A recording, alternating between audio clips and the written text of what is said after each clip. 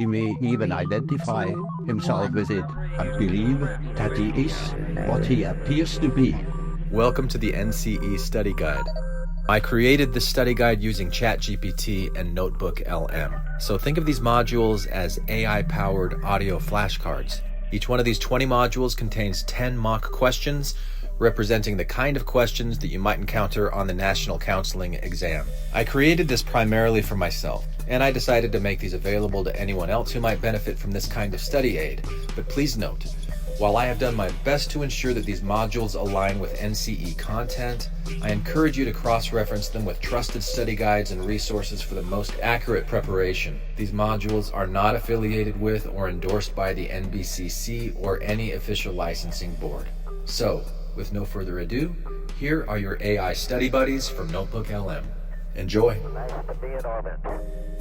All right, welcome back everyone. We're jumping into another deep dive today, and this time it's all about getting you prepped for the NCE exam.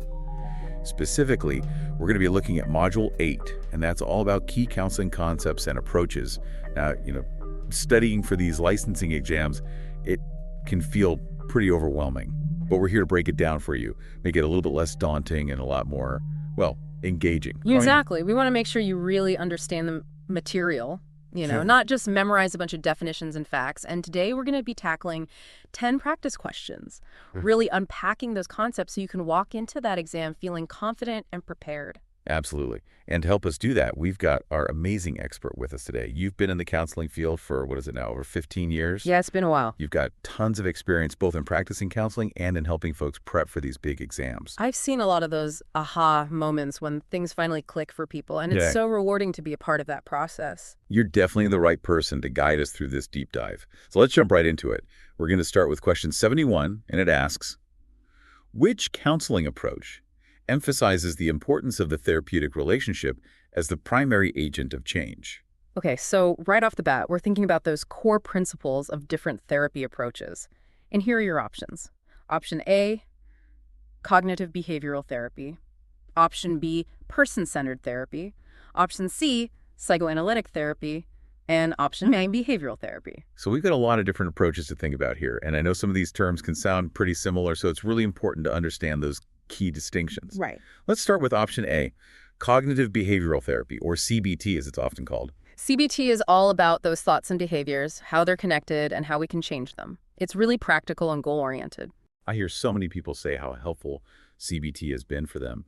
I think a lot of that comes from that focus on identifying those negative thought patterns, those kind of automatic thoughts that we all have, and then working to challenge them and replace them with something more, well, helpful and realistic, right? Exactly. Imagine you've got a client who's constantly thinking, I'm a failure, I can't do anything right.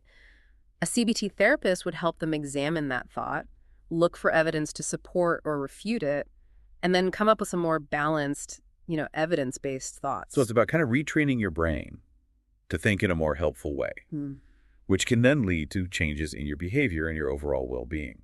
Makes sense. What about option B, person-centered therapy? This one is all about creating that safe and supportive space for the client to explore their own experiences. It's about empathy, genuineness, and unconditional positive regard. Those core conditions that Carl Rogers talked about. I always think of Carl Rogers when I hear about person-centered therapy. That focus on really meeting the client where they are, accepting them without judgment, and helping them discover their own solutions. It's about empowering the client to find their own way, their own path. And the therapist's role is to be that supportive guide, not the expert with all the answers. So it's really about that therapeutic relationship itself, that connection between therapist and client being the catalyst for growth. Interesting. Okay, let's move on to option C, psychoanalytic therapy. Now this one always makes me think of Freud and all those deep, dark secrets of the unconscious mind. Yeah, psychoanalytic therapy definitely goes deep. It's about exploring those unconscious conflicts and those early childhood experiences and understanding how they might be influencing the client's present-day struggles. So it's about those unresolved issues from the past that might be bubbling up and impacting our relationships and behaviors in the present. It's like trying to unravel a really complex mystery. Exactly. It's about uncovering those hidden layers, those deep-seated motivations that might be driving the client's behavior. Fascinating. Okay, and finally, we've got option D, behavioral therapy. This one seems pretty straightforward, right? It's about changing behavior through things like rewards and consequences. Right. Behavioral therapy focuses on those observable actions and reactions, and it uses techniques like conditioning and reinforcement to help clients learn new, more adaptive behaviors. I know this approach is really effective for things like phobias and anxiety disorders, Yeah. where it's about helping people break free from those patterns of avoidance and fear. Exactly. Think about someone with a fear of spiders, for example. A behavioral therapist might use something called exposure therapy, gradually exposing the client to spiders in a safe and controlled environment while teaching them relaxation techniques to manage their anxiety. It's about gradually desensitizing them to that thing that's causing them so much fear and distress. Makes sense. Okay, so we've looked at each of our options. Now let's go back to that original question. Which counseling approach emphasizes the importance of the therapeutic relationship as the primary agent of change? Right. So we're thinking about which approach really puts that therapist-client relationship front and center as the key to healing and growth. And the answer is B, person-centered therapy. I had a feeling you were going to say that. It makes sense when you think about it. It's all about creating that safe and supportive environment, that genuine connection where the client feels truly heard and understood. Exactly. The therapist's attitude and the quality of that relationship are seen as the primary factors in helping the client move forward. It's not about the therapist being the expert with all the answers, but rather about providing that space for the client to explore their own inner world and discover their own solutions. That's so powerful. Okay, great. We've tackled our first question. Now let's move on to question 72, which asks, what is the primary purpose of the DSM-5 in the counseling profession? The DSM-5, the big book of mental health diagnoses. Every counselor needs to be familiar with it. But sometimes it can feel a little overwhelming, all those different categories and criteria. Definitely can. So Okay. it's important to remember why we use it and what its purpose is. So for this question, we've got option A, to assess client strengths. Option B, to provide treatment plans. Option C, to classify mental disorders. And option D, to evaluate therapy outcomes. Okay, so we've got some important aspects of counseling to consider here. Let's start with option A, to assess client strengths. Now, it's definitely crucial to recognize and build on client strengths in therapy. But is that what the DSM-5 is primarily designed for? That's a great point. And while focusing on strengths is essential, the DSM-5 isn't really a tool for that. It's more about understanding and categorizing those mental health challenges, providing a framework for diagnosis. So it's about helping us understand what we're seeing in our clients, putting a name to it, and using that information to guide our treatment planning. What about option B, to provide treatment plans? Does the DSM-5 tell us exactly how to treat different disorders? Not exactly. Think of it this way. The DSM-5 helps us identify the problem, but it doesn't offer specific solutions, step-by-step instructions for what to do. So it's like a map that shows you the terrain, but you still have to choose your own path. Right. You have to use your clinical judgment, consider the client's individual needs and preferences, and draw from different therapeutic approaches to create a treatment plan that's tailored to that specific person. Exactly. It's a collaborative process between the therapist and the client, and the DSM-5 is just one piece of the puzzle. Makes sense. Okay, what about option C, to classify mental disorders? This one seems pretty straightforward, right? The DSM-5 is all about those categories and diagnoses. You got it. That's the primary purpose of the DSM-5, to provide that standardized system for classifying and diagnosing mental disorders. It's about making sure that mental health professionals are all on the same page, using the same language, so we can communicate effectively about what we're seeing and make sure everyone's getting the right treatment. It's all about consistency and clarity. Absolutely. Okay, and finally, we've got option D, to evaluate therapy outcomes. Does the DSM-5 help us measure how well therapy is working? It can play a role in that process, but it's not its primary function. The DSM-5 can be helpful in tracking changes in symptoms over time, but it doesn't offer specific tools for evaluating the overall effectiveness of therapy. Right. There are other ways to measure progress, like those outcome questionnaires or just the therapist's own clinical observations. Okay, so we've considered all our options. Let's go back to that original question. What is the primary purpose of the DSM-5 in the counseling profession? And the answer is C, to classify mental disorders. It's about providing that standardized system of diagnosis so everyone's speaking the same language. All right, moving right along. Question 73 asks, what is a common goal of Adlerian therapy? Okay, so now we're diving into Adlerian therapy, which has a really unique perspective on human behavior. I always think of those key concepts like social interest, the inferiority complex, and the importance of belonging. Exactly. It's all about understanding those social dynamics and how our sense of belonging shapes our lives. So let's look at our options. Option A, resolving unconscious conflicts. Option B, encouraging clients to develop social interest and a sense of belonging. Option C, identifying automatic thoughts. And option D, helping clients achieve self-actualization. Okay, so we've got some familiar concepts here, some that we've touched on already. Let's start with option A, resolving unconscious conflicts. Now, I know this is a big focus in psychoanalytic therapy, but does it play a central role in Adlerian therapy as well?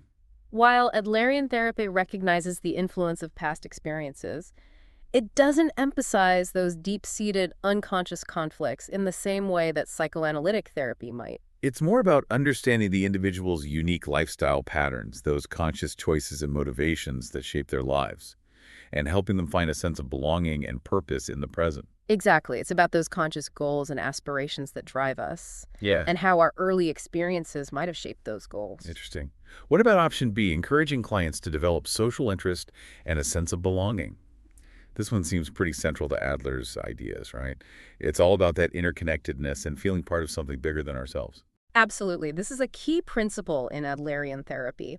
It emphasizes the importance of feeling connected to others, contributing to something larger than ourselves, and finding our place in the world. So it's about moving from that feeling of inferiority to a sense of belonging and purpose, finding those ways to connect with others and make a positive contribution to society. Exactly. It's about finding that sense of meaning and purpose through social engagement. Okay, what about option C? Identifying automatic thoughts. I know this is a big focus in cognitive behavioral therapy, but does it play a role in Adlerian therapy as well? While Adlerian therapy recognizes the importance of thoughts, it doesn't emphasize identifying and challenging those automatic thoughts in the same way that CBT does. It's more about understanding those underlying beliefs and goals that are driving those thoughts and behaviors, Yeah. and helping the client develop a more adaptive and fulfilling lifestyle. Right. It's about getting to the root of those patterns, understanding the bigger picture. Okay, and finally, we have option D, helping clients achieve self-actualization. This one makes me think of those humanistic approaches like person-centered therapy, where it's all about personal growth and fulfilling one's potential. While Adlerian therapy definitely encourages growth and fulfillment, it doesn't emphasize self-actualization in the same way that those humanistic therapies might. So it's not about that individualistic pursuit of self-fulfillment, but rather about finding meaning and purpose through social connection and contribution. Exactly. It's about that interconnectedness and finding our place in the world. Okay, so we've explored all our options. Let's go back to that original question. What is a common goal of Adlerian therapy? And the answer that best reflects those core Adlerian principles is B, encouraging clients to develop social interest and a sense of belonging. It's about fostering those connections, helping clients find their place in the world, and moving from that feeling of inferiority to a sense of belonging and purpose. It's about helping them realize that they're not alone, that we all need each other. That's so important. All right, we're making great progress. Let's move on to question 74, which asks, in multicultural counseling, what is the term for understanding that cultural differences influence behavior and communication? Okay, so now we're getting into the really important realm of multicultural counseling, and it's all about recognizing and respecting those cultural differences that shape our clients' experiences. It's about being sensitive to those nuances and adapting our approach to meet the client's unique needs. Exactly. So for this question, we've got option A, cultural encapsulation, option B, cultural competence, option C, cultural assimilation, and option D, cultural universality. Okay, we've got some terms here that might not be as familiar to everyone. So let's break them down, starting with option A, cultural encapsulation. This one doesn't sound too positive, does it? It's not. Cultural encapsulation describes a limited perspective where someone is kind of stuck in their own cultural bubble. They see the world only through their own cultural lens and might struggle to understand or respect other perspectives. So it's the opposite of what we want to cultivate as therapists, right? We need to be open-minded and willing to learn about other cultures and perspectives. Exactly. It's about recognizing that our own way of seeing the world isn't the only way. Okay, what about option B, cultural competence? This one seems like it could be right on target. You're right. Cultural competence is all about developing the awareness, knowledge, and skills to work effectively with clients from diverse backgrounds. It's about understanding how culture shapes our values, beliefs, communication styles, even how we experience mental health and seek help. It's about being sensitive to those nuances and tailoring our approach to meet the client's unique cultural needs. So it's not about treating everyone the same, but about recognizing and respecting those differences. That makes sense. What about option C, cultural assimilation? How does this differ from cultural competence? Cultural assimilation is about adopting the dominant culture's values and norms, often at the expense of one's own cultural identity. So it's about conforming to the mainstream culture, rather than honoring and respecting one's own cultural heritage. And in counseling, we definitely don't want to pressure clients to give up their cultural identity. Exactly. We want to empower them to embrace their heritage and integrate it into their lives in a way that feels authentic to them. Okay, what about option D, cultural universality? This one sounds like it could be tricky. It can be. Cultural universality refers to the idea that certain psychological principles are applicable across all cultures.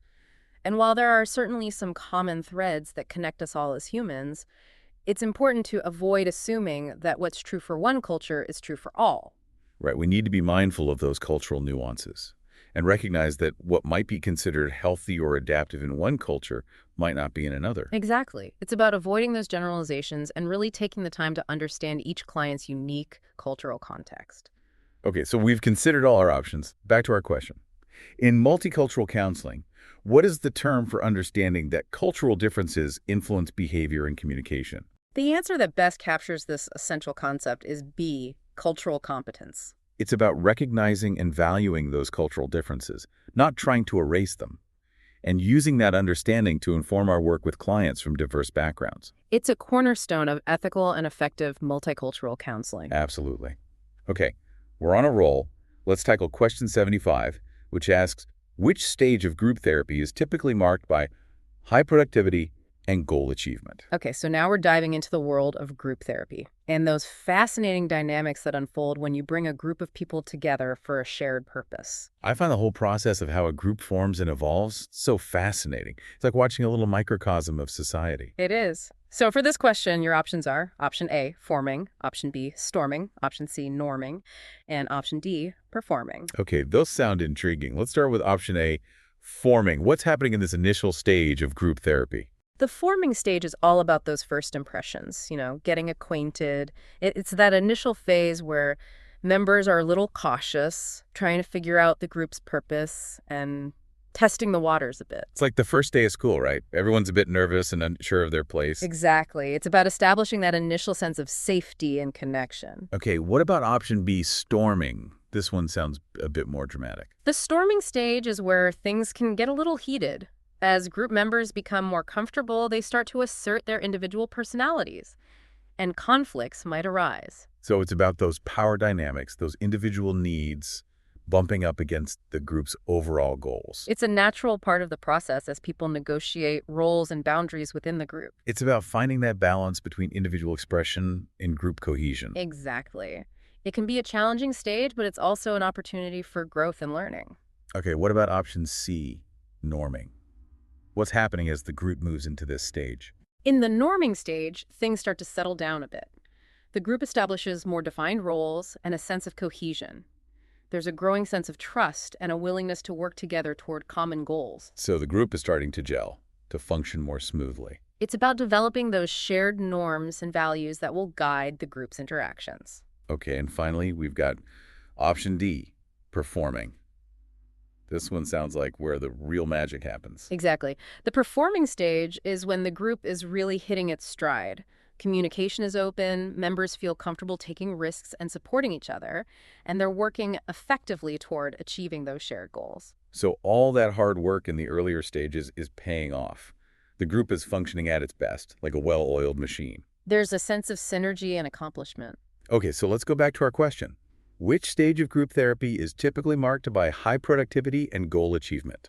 And the answer is D, performing. It's that sweet spot where the group is really firing on all cylinders. It's when those individual strengths and contributions come together to create something truly powerful. Awesome. Okay, on to question 76, which asks, which of the following is an example of active listening? Okay, active listening. This is such a fundamental skill for any therapist. It's not just about hearing the words, it's about truly understanding the client's experience. It's about being present with them, tuning into their emotions, and creating that space where they feel safe to open up. So here are your choices. Option A, giving advice to the client. Option B, maintaining eye contact and summarizing the client's statements. Option C, focusing on your own reaction to the client's issues. And option D, offering personal anecdotes to relate to the client. Okay, lots of different ways to engage with a client here. Let's start with option A, giving advice to the client. Now, I know it can be tempting to jump in and offer solutions, especially when we see someone struggling. But is that really what active listening is all about? Not really. While giving advice can be helpful in some situations, active listening is more about creating that space where the client feels heard and understood without judgment. It's about empowering them to find their own solutions, not imposing our own ideas. Exactly. It's about respecting their autonomy and their ability to figure things out for themselves. Sometimes the best thing we can do is just shut up and listen, right? But how do we show our clients that we're truly listening, that we're engaged in what they're saying? What about option B, maintaining eye contact and summarizing the client's statements? That's a great example of active listening in action. Maintaining appropriate eye contact shows the client that you're present, you're paying attention. And summarizing what they've shared is a way to check your understanding to make sure you're both on the same page. It's like reflecting back what you're hearing to say, did I get that right? Mm-hmm. Is this what you're trying to communicate? Exactly. It shows that you're making an effort to really understand their perspective. Okay, what about option C? Focusing on your own reaction to the client's issues. Now, it's important for therapists to be self-aware, to be mindful of how our own experiences and biases might be influencing our interactions with clients. But is that what active listening is primarily about? It's an important part of being a therapist, but active listening is really about centering the client's experience, not letting our own thoughts and feelings dominate the conversation. So it's about being present with them, not getting lost in our own internal world. Right. It's about keeping the focus on the client and what they're bringing to the table. Okay, and finally, we've got option D, offering personal anecdotes to relate to the client. Now, sometimes it can feel helpful to share our own experiences to show clients they're not alone, but is that always a good idea? Sharing personal anecdotes can be a tricky one. While it can sometimes help build rapport, it's important to use this technique sparingly and make sure it's truly serving the client's needs. Right, we don't want to shift a focus away from the client's story and make it about us. The spotlight should always be on the client. Okay, so let's go back to our question. Which of the following is an example of active listening? And the answer is B, maintaining eye contact and summarizing the client's statements. It's a concrete way to demonstrate that you're fully present and engaged in trying to understand their world. Those small but powerful actions that convey a sense of genuine listening and empathy. Exactly. It's about showing up for the client in a way that makes them feel heard and validated. Awesome. Okay, we're making great progress. On to question 77, which asks, which of the following is a key focus of Gestalt therapy? Okay, Gestalt therapy. This approach is all about awareness, integration, and being fully present in the moment. It's about bringing those different parts of ourselves into harmony, those thoughts, feelings, and behaviors. And recognizing that we're not just a collection of isolated parts, but a whole integrated being. So for this question, you've got option A, exploring childhood experiences, option B, analyzing irrational beliefs, option C, increasing awareness of the present moment, and option D, developing coping strategies. Okay, lots to unpack here. Let's start with option A, exploring childhood experiences. Does Gestalt therapy delve into the past in the same way that, say, psychoanalytic therapy does? While Gestalt therapy acknowledges the influence of the past, it doesn't dwell on childhood experiences in the same way that psychoanalytic therapy might. So it's not about digging up old dirt just for the sake of it, but rather about understanding how those past experiences might be shaping our present moment experience. Exactly. It's about recognizing how those old patterns and beliefs might be showing up in our lives today. And working towards integrating those parts of ourselves so we can move forward in a more healthy and fulfilling way. It's about finding that wholeness, that sense of integration. Makes sense? What about option B, analyzing irrational beliefs? This one makes me think of cognitive behavioral therapy, those cognitive distortions that can lead to negative emotions and behaviors. While Gestalt therapy recognizes the importance of thoughts, it's not about analyzing and correcting those thoughts in the same way that CBT might be. It's more about increasing awareness of our thoughts, feelings, and behaviors without judgment. It's about acceptance and integration, rather than trying to change or fix something. So it's about recognizing that all those parts of ourselves, even the messy ones, are part of the whole picture, and that we can learn and grow from all of our experiences. Exactly. It's about embracing all those parts of ourselves, not just the ones we like. Okay, option C says, increasing awareness of the present moment. This one seems pretty central to Gestalt therapy, right? That focus on being present and mindful. You got it. This is a core principle of Gestalt therapy. It's about being fully present in the here and now, paying attention to our thoughts, feelings, bodily sensations, and the world around us. It's about cultivating that heightened sense of awareness and living more fully in each moment. It's like that mindfulness practice of simply noticing what's happening without judgment. So it's about being aware of those thoughts and feelings as they arise, without getting caught up in them, and just being present with whatever's happening in this moment. It's about that radical acceptance of the present moment. Okay, and finally, option D suggests developing coping strategies. Is that a primary goal of Gestalt therapy? While Gestalt therapy can certainly help individuals develop greater self-awareness, and that increased self-awareness can lead to more effective coping skills, it's not solely focused on teaching specific coping strategies in the same way that, say, CBT might be. It's more about facilitating that self-discovery and integration. Which can naturally lead to more effective ways of dealing with challenges. So it's about building that inner resilience and self-understanding. Which then equips us to handle life's ups and downs more effectively. Okay, let's go back to our question. Which of the following is a key focus of Gestalt therapy? And the answer is C, increasing awareness of the present moment. It's about being present, being aware, being in the moment. It's about that mindful presence that allows us to fully engage with life. Awesome. Okay, let's shift gears to the world of career counseling. Question 78 asks, what does the Holland Code refer to in career counseling? The Holland Code. This one can be so helpful in guiding people towards careers that align with their interests and personalities. I love that. It's all about finding that sweet spot where you can thrive and feel fulfilled in your work. Right. It's about matching your personality to a career that you'll love. So let's look at the options. Option A, a classification of career stages. Option B, a set of personality types related to work environments. Option C, a guide for transitioning between careers. And option D, a theory of decision-making styles. Okay, lots of different aspects of career counseling to consider here. Let's start with option A, a classification of career stages. Does the Holland Code map out those different phases of a career, like entry-level, mid-career, and so on? Not really. The Holland Code isn't about those different stages of a career path. It's more about understanding those personality traits that make someone a good fit for certain types of work. So it's not about where you are in your career, but about who you are as a person and how your personality might mesh with different work settings. Exactly. It's about those core personality characteristics that make you tick. Okay, what about option B, a set of personality types related to work environments? This one seems like it could be a good fit for the Holland Code. You're right. This is the heart of the Holland Code. It identifies 6 key personality types: realistic, investigative, artistic, social, enterprising, and conventional. And then it matches those personality types to work environments where they're likely to thrive. So if you're a realistic type, you might be drawn to those hands-on practical careers, whereas an artistic type might be more interested in creative and expressive fields. Exactly. It's about finding those environments where you can use your natural strengths and talents. Okay, what about option C, a guide for transitioning between careers? Does the Holland Code offer concrete steps for making a career change? While the Holland Code can be helpful in exploring new career options that might be a good fit based on your personality, it doesn't offer specific strategies for navigating the complexities of a career transition. So it's not a step-by-step guide for making those big career moves, but it can be a helpful tool for self-discovery and exploration. Exactly. It can help you identify potential career paths that you might not have considered before. Okay, what about option D, a theory of decision-making styles?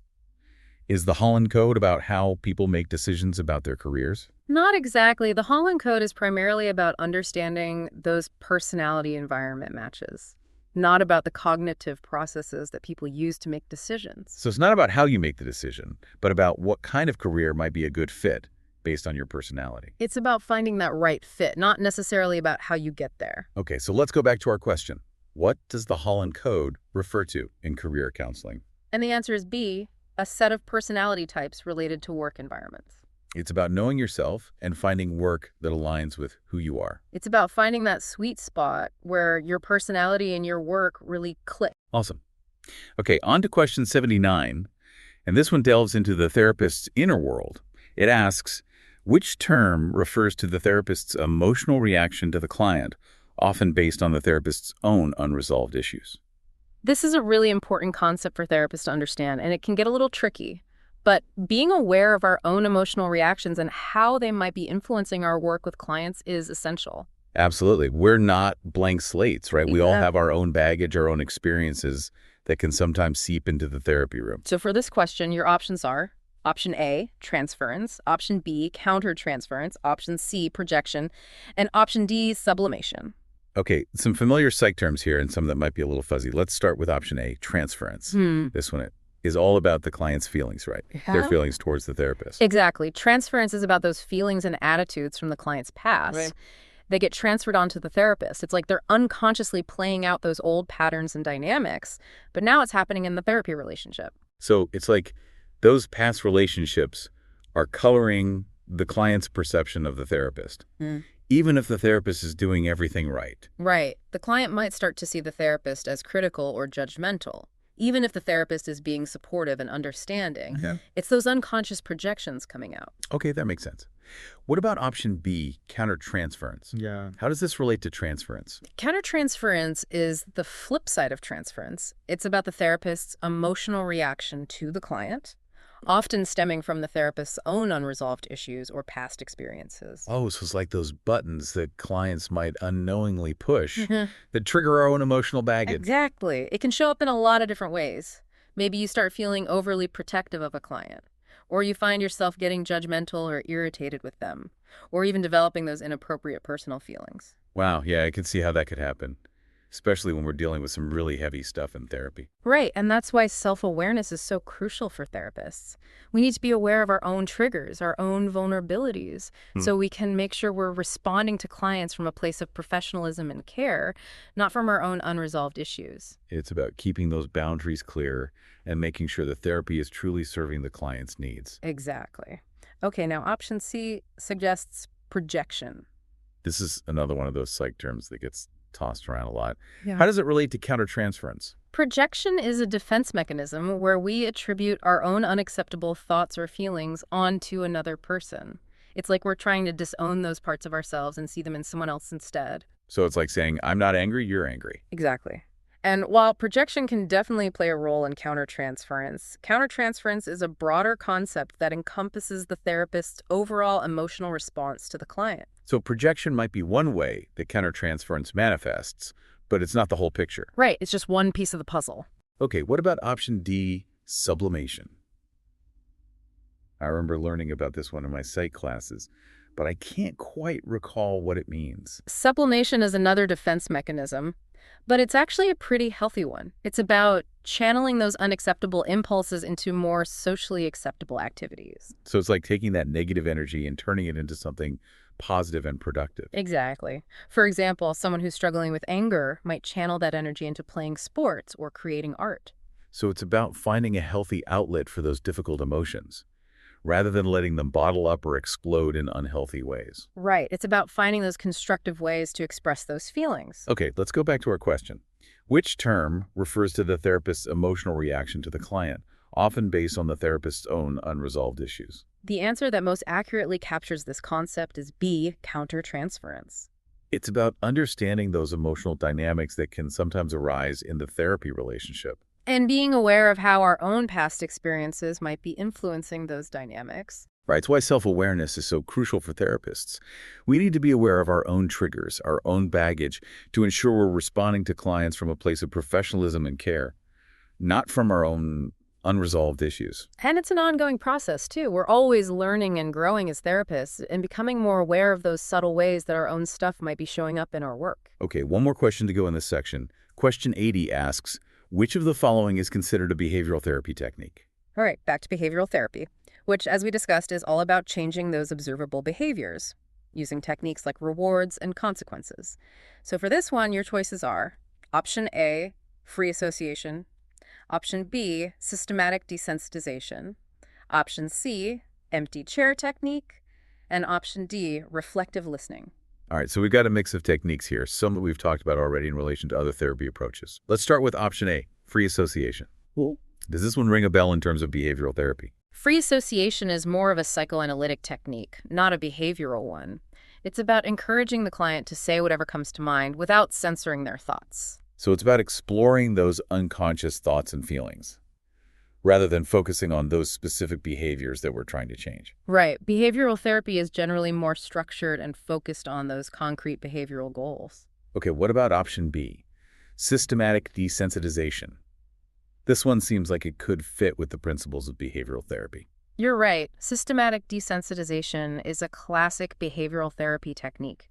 It's often used to treat phobias and anxiety disorders, and it involves gradually exposing the client to the feared object or situation, while teaching them relaxation techniques to manage their anxiety. So it's about slowly building up their tolerance to that thing that's causing them so much fear and distress. Exactly. It's about desensitizing them to that trigger. Okay, option C mentions the empty chair technique. Is this a technique used in behavioral therapy? The empty chair technique is more closely associated with Gestalt therapy, not behavioral therapy. Right, it's about those internal dialogues and role-playing different parts of ourselves. It's a powerful technique for exploring those different aspects of our personality. Okay, and finally, option D suggests reflective listening.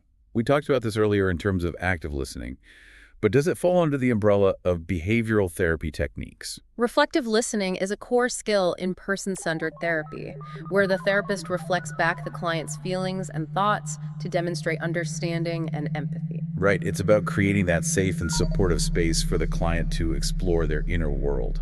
And while reflective listening can be helpful in many therapeutic approaches, including behavioral therapy, it's not a technique that's specific to that approach. So a valuable skill across the board, but not a defining feature of behavioral therapy. Exactly. Okay, so let's return to our question. Which of the following is considered a behavioral therapy technique? And the answer is B, systematic desensitization. It's a classic technique for a reason. It can be incredibly helpful in helping people overcome those fears and anxieties that can hold them back. Absolutely. It's a great example of how behavioral therapy focuses on targeting specific behaviors and using techniques like exposure and relaxation to create lasting change. Awesome. And that brings us to the end of our deep dive into Module 8. Wow, we did it. We covered a lot of ground today, from those different therapy approaches to those essential ethical considerations. And of course, we can't forget about the importance of self-care and preventing burnout. You've been an amazing study buddy today. You're asking all the right questions and really engaging with the material. Thanks.